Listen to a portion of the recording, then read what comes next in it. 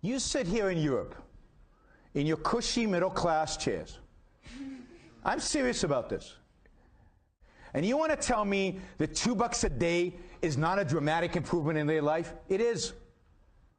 And there's no way for them to get to the point to be as rich as you are unless they go through that phase. And if you deny them the ability to make $2 a day by insisting the companies pay $4 and therefore they withdraw completely from the market, because you know what? I'm not paying $600 for this. I'll pay $300. And if I stop buying this, who suffers? That Chinese kid who's right now making whatever, $3 a day or whatever, right? His alternative is to go back to the farm. And you know what they did in the farms? 40 years ago, when the Chinese were all producing agriculture, they were dying of starvation. 40 to 60 million Chinese died of starvation under Mao. Suddenly, you've given them opportunity to actually attain middle classhood, to learn a skill, to have a profession, to make money, to make themselves into something. And by the way, the Chinese never complain about how much they're being paid. You guys complain. We complain in the West. Because yes, to our middle class comfy lives, that seems ridiculous. But that's because you've never lived in real poverty.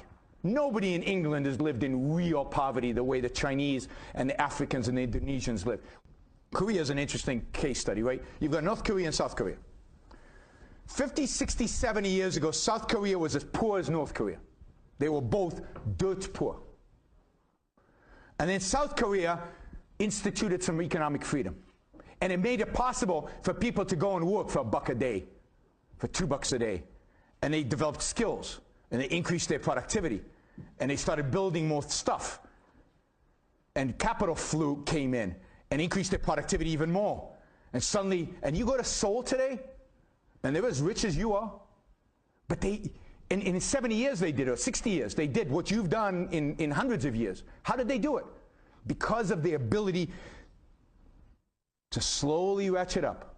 Now, if you demand that they skip and get to your standard of living like that, then they will stay poor forever. And that's what you're condemning them to. You're condemning them to eternal poverty. A kid who is getting $1 or $2 a day, his alternative is to die in the fields. You're doing him a favor by giving him the $2 a day. And he's producing something, and he's learning a skill at the same time. And one day he'll run the factory. But if you demand that he gets paid full, he'll never have the job, he'll never have the factory, and he'll stay poor for the rest of his life. I care about the poor, and the only system in human history to help the poor, to help ambitious poor people rise out of poverty and become rich has been capitalism.